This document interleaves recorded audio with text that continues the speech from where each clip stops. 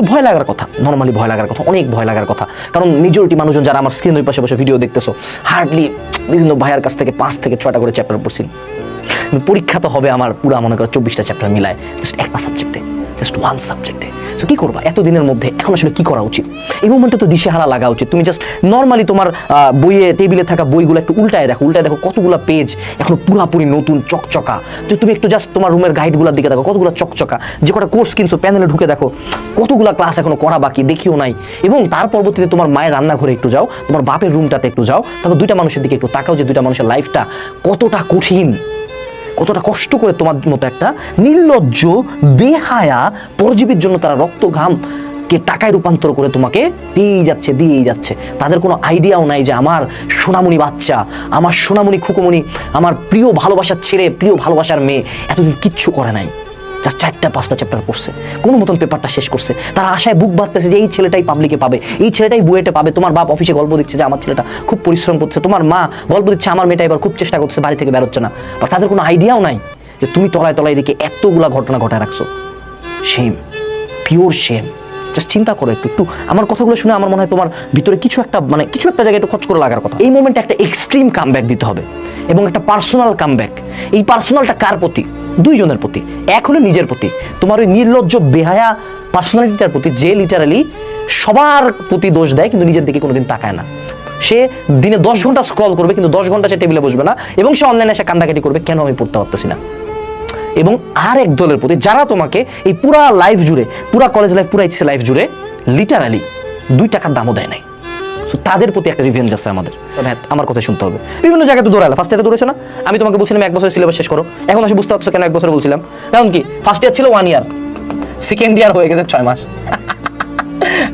বলছিলাম না খুব মজা লাগে। মানে অনলাইনে বুঝছো প্রথম মানুষজন বিভিন্ন জায়গায় বেসিক শিখে অনেক বড় বড় ক্লাস করে, খুব প্রথম দিকে আমাকে গালি দিয়ে উড়ায় দেয় যে বেটা তোর ক্লাস কেন তো ছোট, কেন তুই 3 ঘন্টার কথা বলবি, কেন তুই মুখস্থ করতে বলবি। তারপরে যখন একেবারে কটগুলা খায় তখন আছে যে ভাই কি করবো। আমাদের অ্যাডমিশন টাইমে এই ঘটনাগুলো ঘটে, মজা লাগে। কারণ তোমরা আমারই ছোট ভাই বোন। মেডিকেল ঢাবির কোশ্চেন ব্যাংক সলভ করো, এটা কবে করবা? 3 মাসের জীবনে পুরো চান্স হয় না, এটা বাস্তবতা। যে কারো জিগাও, যে কোনো বুয়েট মেডিকেল ঢাবির বাইরে জিগাও যে ভাই আপনি আগে অ্যাডমিশন নিয়ে কোনো কিছু কোর্স করছিলেন, বলবে হ্যাঁ করছিলাম 100%। সায়েন্স থেকে এইচএসসি দেয় 2.5 লাখ, এর মধ্যে জিপিএ 5 পায় 1 লাখ, এর মধ্যে বুয়েটে সিট 1000, মেডিকেলে সিট 4000, ঢাবিতে সিট প্রায় 3000, সব পাবলিক মিলে টোটাল সিট 30,000। অর্থাৎ তোমাদের মধ্যে 99% মানুষজন জীবনে পাবলিক একটা সিঙ্গেল সিটও পাবে না। তো আমার মনে হয় তুমি 1% থাকতে চাও, যতদূর আমার বিশ্বাস। তুমি কি কামব্যাক দিতে চাও? Make a decision. এই ডিসিশন কেমন? হ্যাঁ ভাই দিতে চাই, আমি কামব্যাক দিতে চাই, সবাই কামব্যাক দিতে চায়। কামব্যাক দেওয়া কি করো প্রথম দিন? আরে আজকে আমি ফাটাই দিব, আজকে থেকে আমি খুব ভালো ছাত্র হয়ে যাব, টেবিল টুবিল গোছায় একটা রুটিন লাগাইছে, 1 দিন 2 দিন 3 দিন গন, আবার স্ক্রল 1 সেকেন্ড সেম র্যাবিট হলে ঢুকে গেছো। এই সাইকেলটা ভাঙতে হবে। এই সাইকেলটা কেমনে ভাঙবা? একটা ডিসিশন নিতে হবে। ডিসিশনটা কেমন? যে একটু নিজের প্রতি, নিজেকে একটু ইনসাল্ট করে, নিজের প্রতি হেট আনে, নিজের প্রতি আঙ্গুলগুলা তুলে, যে তুই দেখ তুই যে আজকে লাইফের এরকম একটা লোয়েস্ট অফ দ্য লোয়ে আছিস। কারণ তোমরা অনেকে আছে না, তোমরা হলো রিয়ালিটি থেকে ভাগে বেরাও, কন্টিনিউ স্ক্রল করো, পুরোদিন কিন্তু ঠান্ডা মাথায় চিন্তাও করো না যে আচ্ছা আমি যে যাদের সাথে কম্পিট করবো বুয়েট মেডিকেলে, আমার তো খুব ডাক্তার হওয়ার স্বপ্ন, মানে ডাক্তার নিয়ে ইডিট শেয়ার দিয়েছি 3টা, বুয়েটে পড়তে চাই, বুয়েট নিয়ে 4টা শেয়ার দিছি, আনাস ভাইকে 2টা গালি দিয়ে আসছি, কিরে তুই তো বুয়েট থেকে বের করে দিল, কেমন লাগতেছে, সব বুঝলাম, কিন্তু কথা হলো আমার কতটুকু প্রিপারেশন হয়েছে।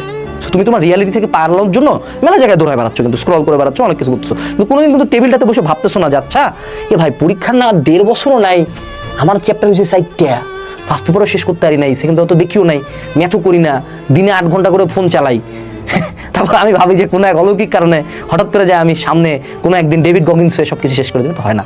সো ডিসিশনটা নিজের রিয়েলাইজেশন থেকে নিতে হবে। এই ডিসিশনটা হবে আফটার রিয়েলাইজেশন যে আমি কত বড় একটা পিস অফ শিট, কিন্তু এই পিস অফ শিট ফিলিংসটা নিজের মধ্যে আসাটা good thing. Now you know যে তুমি একটা ফাঁকা পড়ছো, এখন তুমি এটা ঠিক করবা। ভুল আগে রিয়েলাইজ করতে হয়। কার দোষ? ওই ভাই পড়ায় না, এই ভাই ওই ভাই তুই বুয়েটে চান্স পা, তুই এইচএসসিতে ফেল কর, ওর ভাইয়ের কি করবি রে, তুই পোস্ট দিবি, দে কি হইল এটাতে, তোর লাইফ তো এটা। সো ডিসিশনটা হয়তো fixed, if I die I die, মরলে মরবো, পড়তে যায় কেউ মরা নেই। আমার মনে হচ্ছে বন্ধুকে বাপ মাকে বসে আরে হচ্ছে পড়া, 10 ঘন্টা পড়তেছি, সবই তো শেষ। আজকে টেবিলে 2-3 ঘন্টা টাইম নিয়ে সবগুলা বই নিয়ে বসে লেখো তো কোন কোন চ্যাপ্টার পড়া হয়েছে, তারপরে বসে লেখো কি পড়া হয় নাই। তুমি দেখবা যেগুলো পড়া হয়েছে ওগুলো 2 পৃষ্ঠার মধ্যে শেষ, 10 পৃষ্ঠা বের হয়েছে যেগুলো আমি পড়িও নাই কোনোদিন, কিন্তু এইচএসসিতে আসে, অ্যাডমিশনের কথা তো বাদ দিলাম। সো এই লিস্টটা করতে হবে, করে এটা হলো অ্যাসেসমেন্ট, যে আমি এখন জানি আমি কোন জায়গায় দাঁড়াচ্ছি, ম্যাপ এটা, যে ম্যাপের এই পয়েন্টে আমি দাঁড়ানো, এবার কোথায় যাবো, ওই জায়গায় যাবো। দেখো তোমার টেবিলটার দিকে একটু তাকাও তো, তোমার ফোনটাতে একটু লগ ইন করো, তুমি একটু তোমার ফেসবুক আইডিতে যাও তো, কয়টা ফেসবুক গ্রুপে আছো কোর্সের, কতগুলা কোর্সের এনরোলমেন্ট আছে তোমার কাছে, একটু খেয়াল করো তো বাবা। মিনিমাম 5টা কোর্স কিনছো, তুমি একটু জাস্ট তোমার রেগুলার ডেলি রুটিনের দিকে তাকাও তো, কয়টা টিচার কাছে পড়ো তুমি, তোমার একটু টেবিলের দিকে তাকাও, কতগুলো এক্সট্রা গাইড কিনছো। এমন অনেক গাইড আছে না, পেজগুলো নতুন, বইগুলো একটু উল্টায় দেখো তো কতগুলো পেজ নতুন না। তুমি কি ভাবছো, তুমি হলা ভাস্কো দা গামা, তুমি হলা শেরে বাংলা একে ফজলুল হক, যে একটা চ্যাপ্টার একবার দেখলাম, তুমি হলো চিট্টি দা রোবট, এরকম করে দেখবা বই শেষ, কিছুই তো করতে পারলা না, কারণ কি তোমার সোর্স ফিক্স নাই। তুমি এখন ফিজিক্স পড়বা, তুমি চারটা বই থেকে ফিজিক্স পড়ার চেষ্টা করবা, তারপর প্রত্যেকটা চ্যাপ্টারের না, তোমরা ইভেন প্রত্যেকটা পার্ট যে এই টপিকটা কোন ভাইয়া ভালো পড়িয়েছে, মামা তুমি তো নদী মুখে পড়ো না মামা, তুমি এখন টপিক মারাইতে আসছো আমার সামনে, তুমি বোর্ডের সিকিউ পারো না, তুমি বোর্ডের সিকিউ পারো না মিয়া, তুমি আইআইটি মারাইতে আসছো আমার সামনে। এগুলা নাটক বাদ দাও, টেবিল থেকে অপ্রয়োজনীয় বই বাদ দাও, সবগুলো অপ্রয়োজনীয় ব্যাচ বাদ দাও, সবগুলো অপ্রয়োজনীয় জন্য প্ল্যাটফর্ম বাদ দাও, দরকার হলে আমার ভিডিও যদি তোমার কাছে অপ্রয়োজনীয় লাগে ওটাও দেখা বাদ দাও, যা তোমার লাগবে না, যেই জায়গায় তোমার 1 মিনিট সময় নষ্ট হচ্ছে বাদ দাও, মানুষ যদি হয় অপ্রয়োজনীয় বাদ দাও, ডিক্লাটার করো, ফোন থেকে অপ্রয়োজনীয় যত অ্যাপ সবগুলো আনইনস্টল করো, টেবিলটা গোছাও, রুমটা গোছাও, অপ্রয়োজনীয় বই স্টোর রুমে রাখে আসো, দেন একটা ফ্রেশ স্টার্ট দাও। ডিক্লাটার করলে তোমার ব্রেন তখন ফোকাসড, ও জানে ঠিক আছে এখন আমার সামনে 4টা বই আছে, 4টা বই পড়তে হবে। স্টুডেন্ট আমি পাইছিলাম কয়েক বছর আগে, ভাই ফিজিক্স সেকেন্ড পেপার পড়ি নাই, আমি ফিজিক্স কয়জনের কাছে পড়ছি এখন পর্যন্ত, বসে ভাই 5 জনের কাছে পড়ছি। তা আমার ওই যদি আমার বোন হইতো এমন একটা থাপড়া দিতাম ভাই, বিশ্বাস করো, কারণ তুমি 5টা টিচার তোমাকে ফিজিক্স শেষ করাতে পারে না, কেন তোমার মনে হয় যে 6 নাম্বার টিচারটা তোমার শেষ করাই দিবে? 6 নাম্বার টিচারটা তোমাকে নিজে হইতে হবে, নিজে ক্লাস করবা, নিজে পড়বা। এখন আলাদা নতুন করে টিচার যাদের টাকা আছে নিতে পারো, বাট একটা extra teacher won't change anything, কিছু চেঞ্জ হবে না, হঠাৎ করে নাই, আর এনার্জি পাইতেছো না, তখন কি করবা, আবার সেম সাইকেলে যাইতে হবে। বাপ মায়ের রুমের মধ্যে যাবা, নিজের টেবিলের মধ্যে দেখবা, অ্যাডমিশনের রেজাল্টগুলোর দিকে দেখবা, যে ক্যাম্পাসে পড়তে সেগুলোর ছবি দেখবা, তারপর বাথরুমে যাবা, আয়নার দিকে তাকাবা, কানের মধ্যে ডান হাত যে একটা সব শক্তি, ফাট করে একটা থাপড় দিবা, তোমার মুখের মধ্যে পানি দিবা, আবার আসে পড়তে বসবা। সেম আরেকটা জিনিস শিখাই দিই, সেটা হলো use the power of head. কিছু মানুষজন ক্লাসের কিছু টপার, এদেরকে টার্গেট করে এদের নামগুলো টেবিলে লিখে রাখো এবং তাকে পার্সোনালি না কম্পিটিটিভ ভাবে হেড করা শুরু করো, যে একে আমি কাটাইতে চাই।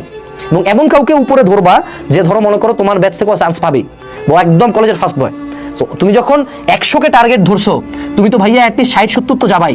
আর তুমি যদি টার্গেট ধরো তোমার বন্ধু সেলিম, যে হলো একটা গাঞ্জাখোর, যে কোথাও চান্স পাবে না, তুমি হবে সেকেন্ড গাঞ্জাখোর, তো তোমাকে ওরে টার্গেট ধরে ওরে হেড করে দৌড়ানো শুরু করো। দেখবা head is a very powerful forceman. মানুষ যে কতটা হেডকে ফুয়েল করতে পারে তুমি জানো না, তুমি এটা একবার করা শুরু করো, যে তোমার কলেজের ফার্স্ট বয়টাকে হেড করা শুরু করো, নট লাইক তাকে গালি দিবা, নট লাইক তার ক্ষতি করবা, তুমি তার সাথে কম্পিট করবা আউট অফ হেড। এরপরে এই যে তুমি ডিমোটিভেট হয়েছো, আবার কি করবা, স্টার্ট করবা আবার, দেন আবার রিপিট। কতদিন পর্যন্ত চলতে থাকবে? যতদিন পর্যন্ত পুরা এইচএসসির সিলেবাস আমার আয়ত্ত না চলে আসে, যতদিন পর্যন্ত আমি বুক ফুলে বলতে না পারি যে এই এইচএসসির 2টা পেপার মিলায় কার বাপের সাধ্য আছে আমার তুই ইম্পর্টেন্ট টপিক আটকা। ইম্পর্টেন্ট টপিক কেন? কারণ এগুলো এইচএসসিতে আসবে, তুমি চাইলেও ক্রোমাটোগ্রাফির বাপ হবে না, ক্রোমাটোগ্রাফি আসেও না কোনো কালে, ঠিক আছে, একটা এমসিকিউ আসবে। আমি কথার কথা বললাম, এই ওভারঅল হলো তোমার প্যাথওয়ে, এই ওভারঅল হলো কাম ব্যাক দেওয়ার উপায়। একটা ভালো উপায় বলি, পারলে ফোনটা মায়ের কাছে জমা দাও, যখন ক্লাস করবা দিনের 2 থেকে 3 ঘন্টার টাইম বের করো, তখন মায়ের কাছ থেকে ফোন দিবা, ক্লাস করবা, আবার দিয়ে দিবা। That's the best way.